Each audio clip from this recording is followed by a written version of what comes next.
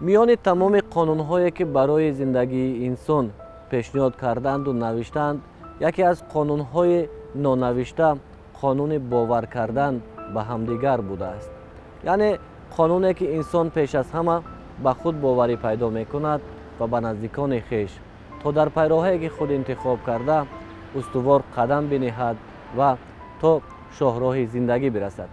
بیننده عزیز سلام، امروز در برنامه پیراه پیرامون روزگار عالم میگوییم که در علم تاجیک توانسته صحیفه تازه را کشاید و آنجا نام خویش را ثبت نماید.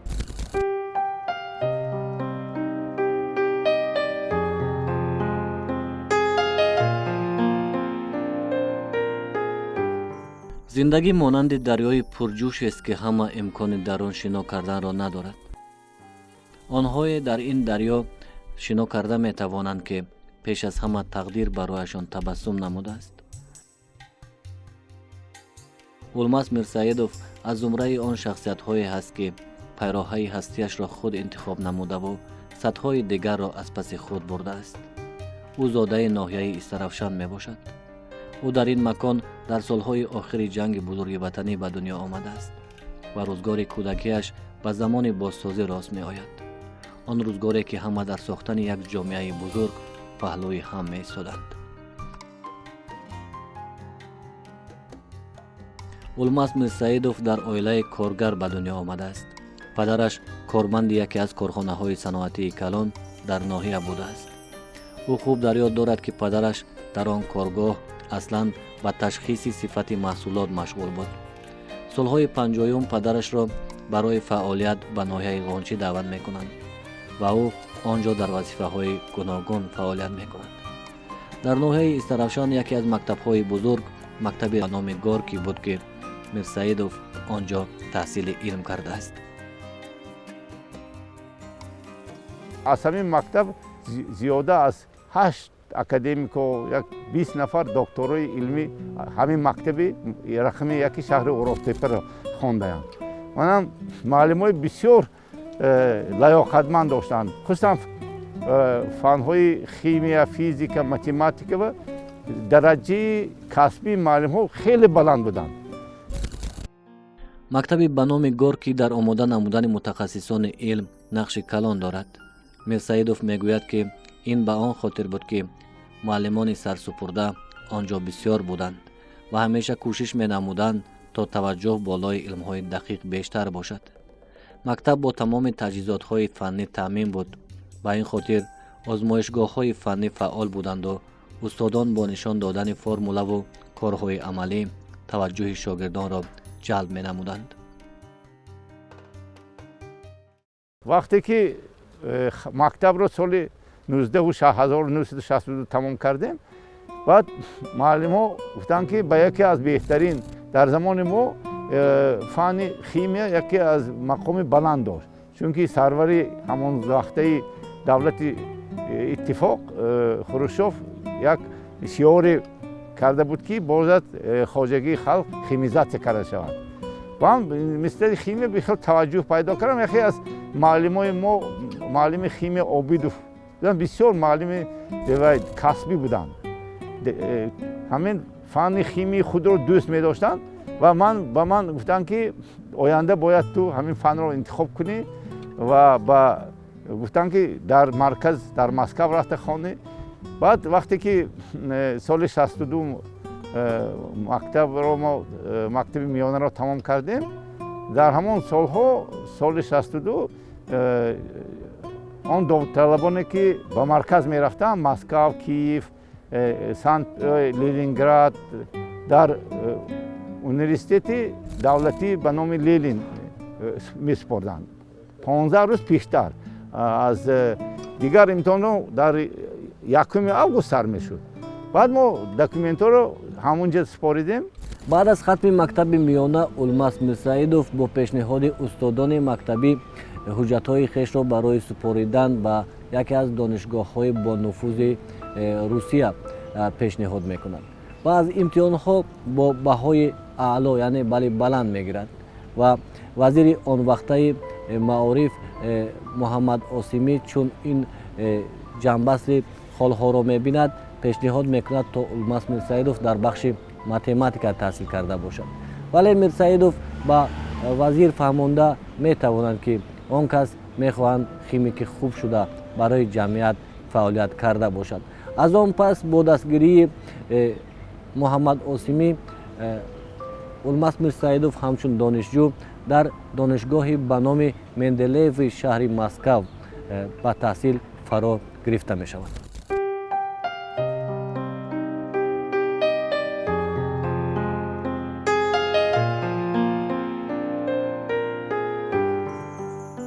он замон барои дохил шудан ба донишгоҳҳои бузурги рӯз талабот зиёд буд. роҳ ёфтан ба донишгоҳи ба номи Менделеев барои Мирсаидов нахустин муждае буд ки ӯро дар амалӣ шудани орзуҳояш насиб гардида. Мирсаидов донишгоҳи мазкурро бо баҳои аъло хатм мекунад ва барои фаъолият ба ватан бармегардад. ба Москав рафтем соли 62 ба соли 1967 тамом карда баъд ба Душанбе баргаштем. вақте ки тамом кардем ман гуфтам ки ҳамон устозоне ки дар Москав буданд мо метавонем те ба аспирантура қабул кунем, чунки бисёр хуб тамом кардӣ. ман дар он вақте ки бевосита ба аспирантура дохил шавед ва стипендие ки медод он қадар бисёр набуд. ман гуфтам ки не ман рафта камтаре кор мекунам. баъд мара тақсимот кардан ҳамчун ассистенти институти политехникии шаҳри Душанбе, ҳозир донишгоҳи техникӣ ба номи Муҳаммад Осимӣ. дар ҳамон ҷо ман 2 сол кор кардем ҳамчун ассистент. баъд соли 1970 ба аспирантури академияи илмҳои иттифоқи шӯравӣ ба институти химии умумӣ ва ғайриорганикӣ ба номи Курнаков дохил шудем.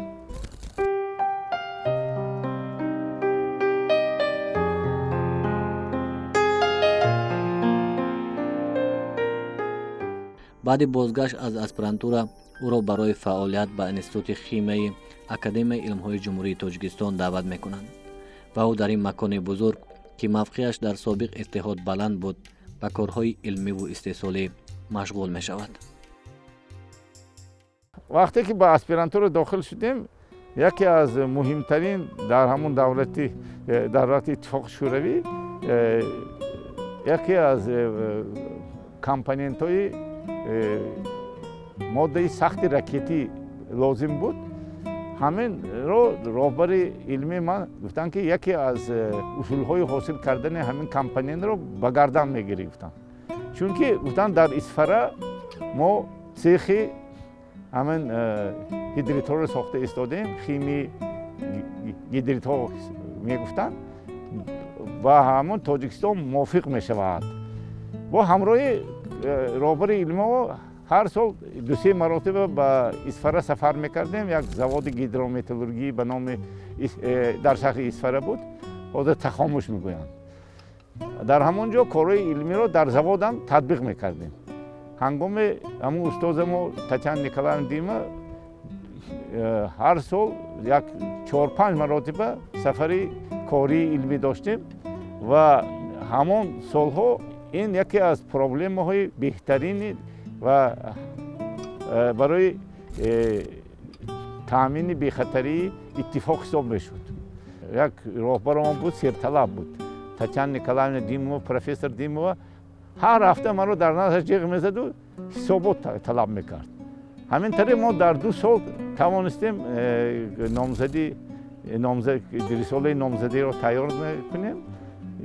ҳамин тариқ хушбахтона дар ҳамин ҳаёти ман ҳам муаллимои дилсӯз, ҳам роҳбари дилсӯз буданд ки мо бо тезӣ бисёр корҳоро анҷом додем. Улмаз Мирсаидовро аз соли 1968 мешиносам. дар ин сол дар институти политехникии Тоҷикистон онҳо аз фанни технологияи химиявӣ ва процесс ва аппаратҳои технологияи химиявӣ дарс мегуфтанд ва аз ҳамин аввалои дарсдиҳии он кас мо ҳамин донишҷӯён ба хулосае омадем ки Улмаз Мирсаидович дониши ниҳоят хуб доранд ва ҳамин тарзи хондани лексияҳое ки онҳо ба мо мехонданд, ман рости гапе то ҳоло ҳам ҳамон тарзи гузарондани лексия аз онҳо ман ибрат гирифтагӣ ҳастам. ва дар солҳои 70 ки ман ба институти химия ба кор даромадам, он вақт Улмаз Мирсаидович мудири лаборатории гидритҳо буданд ва ҳамон сол сар карда то ҳамин замони ҳозира мо бо Улмаз Мирсаидович ниҳоят алоқаи зич дорем ва ҳама вақт он масъалаҳои мураккабе ки ё ин ки масъалаҳои ягон вазнинтар ба сари мо афтад, мо аз Улмаз Мирсаидович маслиҳат ва насиҳати онҳоро мегирем. дар инҷо омадем роҳбари институт яке аз олимои барҷастаи шӯравӣ Нӯмонов Эшонқул Усмонович буданд. он кас гуфтанд ки мо ҳама шароитҳоро тайёр мекунем барои ту.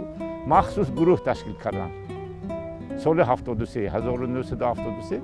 ҳамин гурӯҳ ба он солҳо бисёр мушкил буд. ҳам озмоишгоҳи хонаҳо барои озмоишгоҳ ёфтан, ҳам кадрҳо ёи зоити ҷудо. он кас махсус аз дигар ҷоҳо пайдо карданд ва ба ҳамин гурӯҳи мо чанд нафара дохил карданду мана ҳамчун роҳбар ҳамин гурӯҳ интихоб карданд. баъди 2-3 сол мудири озмоишгоҳ мо интихоб карданд. баъд чанд сол гузашт, диданд ки корҳои мо бисёр хуб аст. соли 1983 маро ҷиғ задан, ту ҷонишини директор оид ба корҳои илмӣ мешавӣ.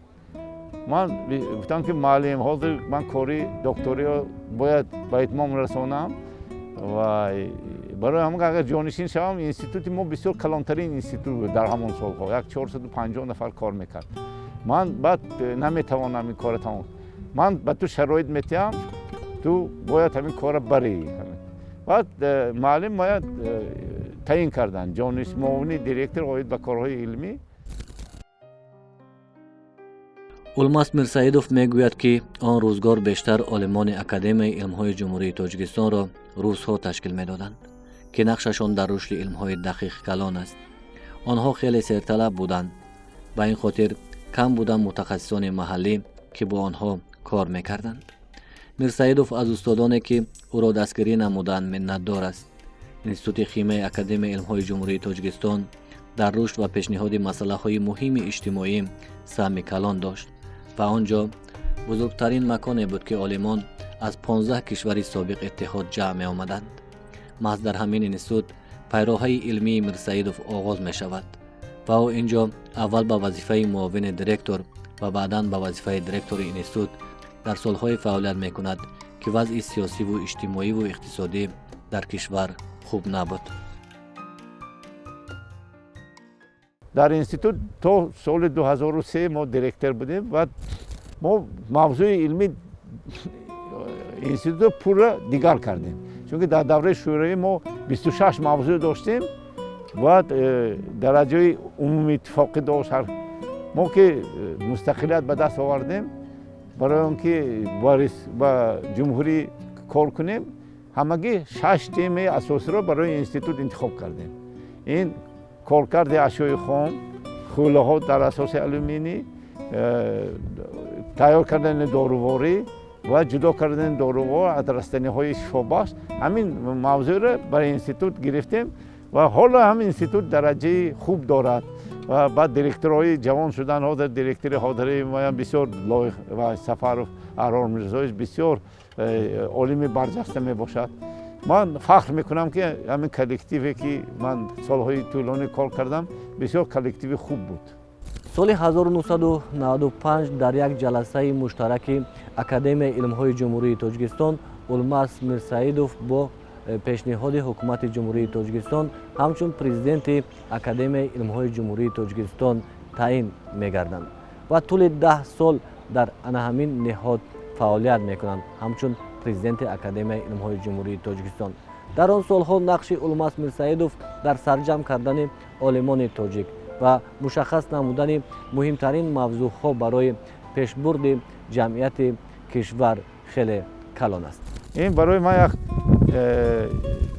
фахри бузург буду ва бисёр бояд ҳамин хел кунем ки ба академияи илҳом ва ҷумҳурӣ хизмат намояд. ин бояд қувваи истеҳсолкунанда бояд бошад. ҳамин чизро ҷаноби олиям такрор карданд. хушбахтона ман аз тарафи ҳукумат, аз тарафи президенти кишвар дастгирии академияи илҳом ҳама вақт ҳис карда мешавад.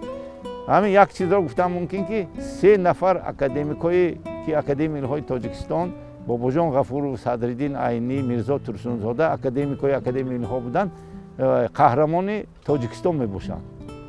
аз ҳамин нуфузи академия шумо гуфта метавонед ки барои чӣ. солҳои роҳбарии Мирсаидов дар Академияи илмҳои ҷумҳурии Тоҷикистон ба ҳангоме рост меомад ки вазъ на танҳо дар илм, балки дар дигар бахшҳо низ хуб набуд. вале Мирсаидов бо дастгирӣ ва таваҷҷӯҳи пешвои миллат, президенти муҳтарам Эмомалӣ Раҳмон дар нигаҳдории пояи илмӣ дар кишвар ва муттаҳидии олимони тоҷик саҳми бештар дорад. зеро маҳз баъди иттиҳоди шӯравӣ самти мавзӯъҳои илмиро бояд тағйир медоданду мушаххас самтҳое интихоб мегардиданд ки дар ояндаи мамлакат ба кор ояд.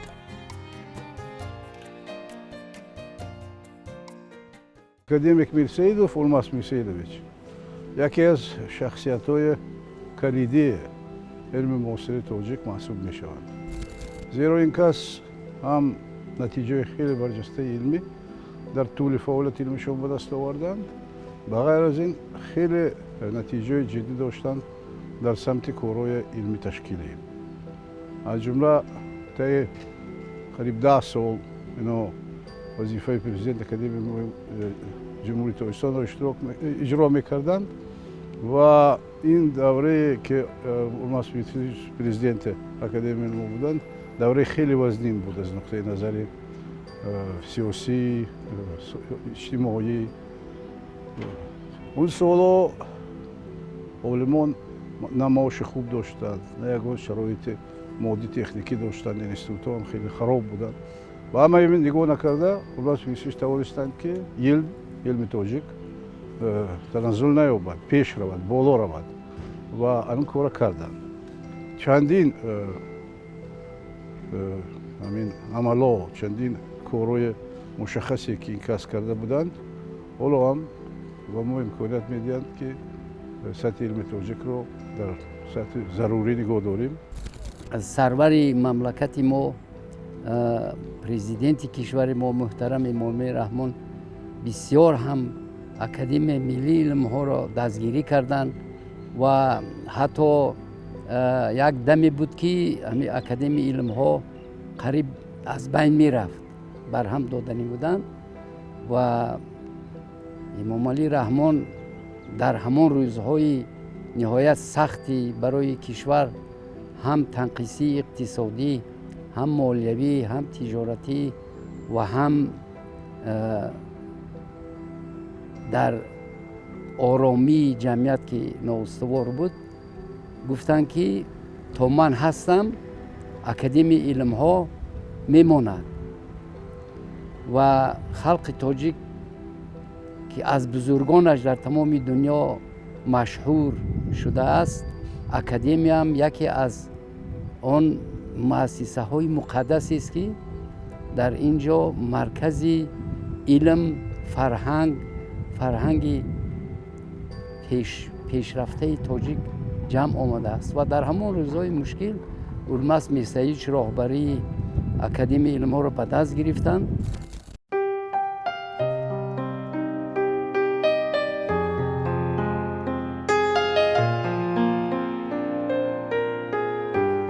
Мирсаидов мутахассиси барҷастаи соҳаи химияи пайвастагиҳои ҳидрогенӣ мебошад. ӯ якумин шуда дар Тоҷикистон таҳқиқотҳои мунтазамро дар соҳаи химияи ҳидридҳои металлҳои сабук ва моддаҳои нерӯяшон бузург шурӯъ намудааст.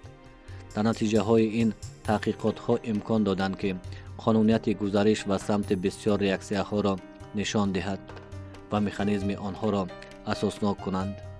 соҳаи рағбати илмии мирсаидов химияи моддаҳои нерӯашон бузург, технологияи масолеҳҳои ғайриорганикӣ, бехатарии радиатсионӣ, инчунин экологияи химиявӣ мебошад. пайвастагиҳои синтезӣ ки аз тарафи академик мирсаидов кашф шуданд ба сифати манбаъҳои ҳидрогенӣ, катализаторҳо ва барқароркунандаи селективӣ, инчунин маводҳои таъсирнок барои мудофиаи техникӣ истифода бурда мешаванд. академик урмас мирсаидов, директор ташкилотчии институти масъалаҳои об, ҳидроэнергетика ва экологияи академияи илмҳои ҷумҳурии тоҷикистон ва агентии амнияти ядроӣ ва радиатсионии академияи илмҳои ҷумҳурии тоҷикистон мебошад, ки нақшашон дар бехатарии радиатсионӣ ва омӯзиши обу прияхҳои кишвар бузург аст. вазифаи агентии амнияти ядроӣ ва радиатсионӣ аз ду иборат аст. якум ин танзими бехатарии радиатсионӣ. ҳамин сиёсати ягонаи давлат олиди танзими бехатарии радиатсионӣ мо бояд пеш барем, пиёда созем. дуюм ин корҳои илмӣ тадқиқоти оиди бехатарии радиатсионӣ. ҳамин ду корро мо ташкил кардем. ҳозир яке аз дар дохили академияи илмҳо яке аз агентии мо яке аз пешқадамтарин ва донорҳои магате дигар донорҳоям ба мо кӯмак расонданд. ман ҳозир дида истоде дар инҷо як бинои бисёр хуб сохтанд аз ҳисоби яке аз донори махсус, гранти махсус ки мо барои сохтем. баъд лабораторияҳо ташкил кардем. ҳозир мо тамоман сиёсати давлат оид ба бехатарии радиатсионӣ агентии амнияти ядроӣ ва радиатсионӣ пеш мебарад. таҳти роҳбарии мирсаидов дар академияи илмҳои ҷумҳурии тоҷикистон як қатор чорабиниҳои миқёси ҷаҳонӣ гузаронида шуда буданд. академияи илмҳо бо зиёда аз 50 марказҳои илмӣ созишнома дошта фаъолият менамуд. бо иштироки бевоситаи академик мирсаидов академияи илмҳо аъзои як қатор ташкилотҳои байналмилалӣ гаштааст. академик мирсаидов муаллифи 550 мақола, 35 монография, 75 шаҳодатномаи муаллифӣ ва патентҳо мебошад. таҳти роҳбарии ӯ 11 рисолаи докторӣ ва зиёда аз 40 рисолаи номзадӣ ҳимоя шудааст. ӯ мактаби бузурги илмии химикҳои ҷумҳуриро ташкил намуд, ки аҳамияти ҷаҳонӣ дорад. шогирдони зиёди ӯ дар соҳаҳои гуногуни хоҷагии халқ кор мекунанд ва роҳбари сохторҳои илмӣ дар ҷумҳурӣ ва дар хориҷа мебошанд. ӯ номзадҳои илмро барои кишварҳои Нигерия ва Сирия низ тайёр намудааст. дар бузургтарин конферансҳои ҷаҳонӣ ширкат намуда илми тоҷикро муаррифӣ кардааст.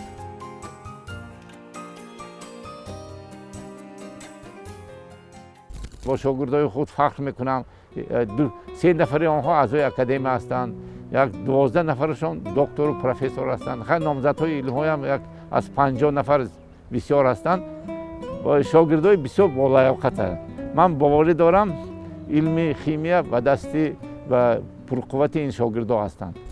چندین مرتبه من بعدتر سالو بعد از آنی که با وظیفه پرزیدنت اکادمی اومده بودم چند مرتبه سفر داشتم به مسکو، با اروپا، با امریکا.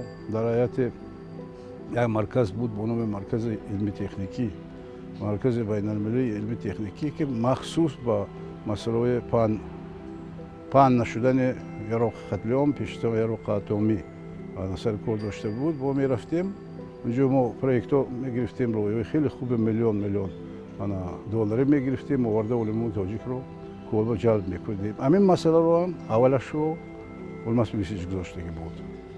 یک کار دیگری کردن، من گفتم در کار وقتی که اتحاد شوروی از بین رفت و همون کمیسیون ولایت استانی اتحاد شوروی منطقاً بی‌معنی شد، روسیه کمیسیون ولایت استانی خودش تشکیل داد. ما این کمیسیون نداشتیم. اونها میسیج توانستند با روبریت اکادمی علمی روسیه مصلحت کنند تا که دوام قریب 20 سال در تاجیکستان ما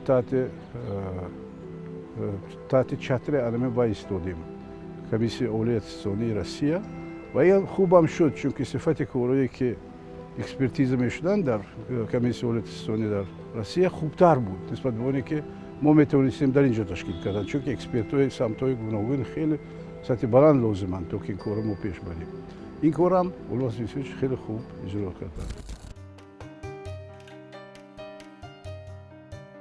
академик мирсаидов бар он назар аст ки дар 10 солаи охир мақоми илми тоҷик дар арсаи байналмилалӣ боло рафт.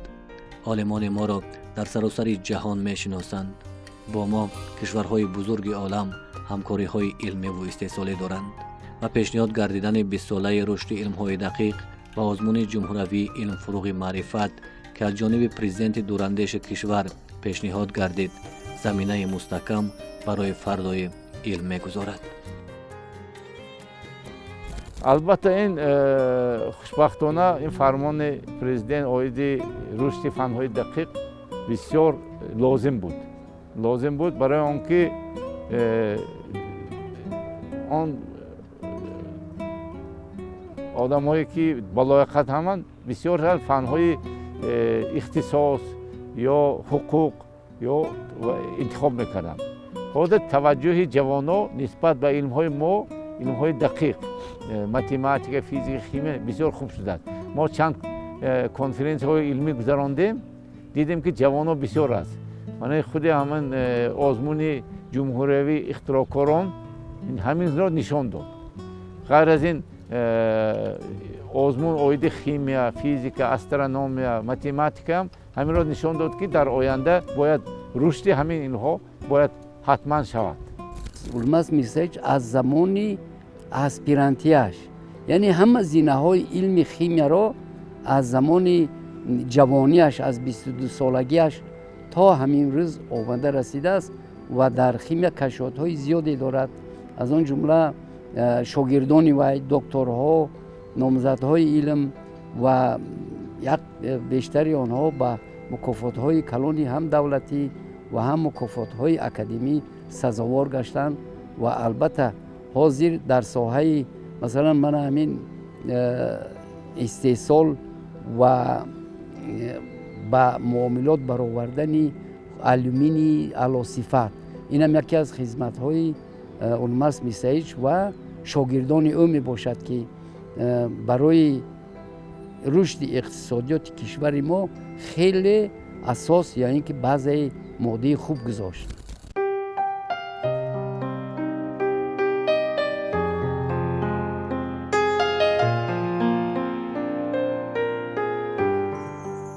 улмаз мирсаидов бо ордени дӯстӣ, медалҳои ҷашнҳои ҷумҳурии тоҷикистон, бо медали тиллои академияи илмҳои Арманистон, медали нуқраи ассотсиатсияи байналхалқии ҳамкорӣ барои рушди илм мукофонида шудааст.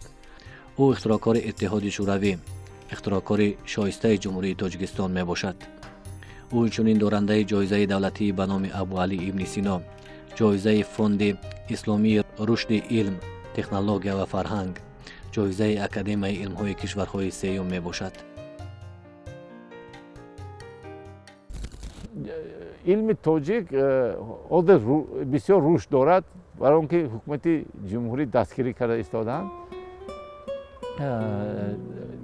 дар мақоми агар ҳамин осиёи марказӣ гиред, бисёриҳо эътироф мекунанд олимои тоҷикро. шумо дидед ман ҷоизаҳои бисёр ҷоизаҳоро мана олимои мо гирифтанд, ситораҳои иттифоқ, ҷоизаҳои байналмилалӣ ИСЕСКО, ҷоизаҳои байналмилалӣ академияи илмҳои ҷаҳони сеюм. ҳамин бошад ҳам ту ҳисоб кунед, ҳамин аз дарҷаи олимои тоҷик қариб 60 нафар ҷоизаҳои байналмилалӣ доранд. ин эътирофи илми тоҷик мебошад. барои он ки ман охирон аз ҳама соли гузашта ба яке аз олимои баъзаи мо Коҳира ва Гулҷехра ва мукофоти байнидавлатии ситораҳои иттиҳодро гирифт. аз академияи илмҳо қариб 10 нафар ҳамин мукофоти ва ситораҳои иттиҳодро гирифтаанд. бисёр ман мисолҳои бисёр оварда метавонам ки мукофотҳои байналмилалӣ ҳам бисёр дар аъзои академияи мо гирифтаанд. дар институти мо мана яке аз ғолибои ҳамин академик ғаниев мебошам, ғолибои ихтироъкори яке беҳтарин ҳисоб шуд. Академик Халиков дар ду китоби махсус навистанд ки китоби беҳтарини давлатҳои СНГ, давлатҳои чи ҳамин мақоми олимои тоҷик дар миқёси ҷаҳон бисёр хуб аст. Ман як чизро ба хотиррасон мекунам ки мо дар ҳамон институти химик технология ба номи Менделеев 6 нафар будем. 6 нафар тоҷико будем. ҳамон куратори мо Хамутов профессор буд. тоҷико бисёр хуб мехонданд, мегӯянд ки аз тоҷико ибрат гиред мегуфтанд. Улмаз Мирсаидов дар қатори беҳтарин олимони риштаи илмҳои дақиқ аст ки имрӯз дар Тоҷикистон ва дар дигар кишварҳо ӯро мешиносанд. бузургии ӯ дар он аст ки ӯ тавониста бо муҳаббат фарзандони хешро тарбия бикунад, шогирдони хешро бо нигоҳи фарзанди хеш бубинад ва китобони бисёре чӣ дар илм ва чӣ баҳри омма навишта бошад ва имрӯз номи ӯ дар қатори беҳтарин олимон навишта шудааст ки садсолаҳо ӯро ёд хоҳанд кард. имрӯз ӯ дар синни камолот аст. мегӯяд ки беҳтарин коре ки дар зиндагӣ карда дар ҳамин роҳ қадам монданаш будааст. хай агар мо ҳаётро аз нав сар кардани бошем буд, бо ҳамин хел сар мекардем. барои ҳама бисёр ман хушбахтона дар ҳамин солҳои ки зиндагонӣ тӯлони солҳои тонин бисёр инсонҳои хуб ки мо кор кардем. хушбахтона илм барои ҳаёти ман яке ҷои аҳама баландро ишғол мекунад.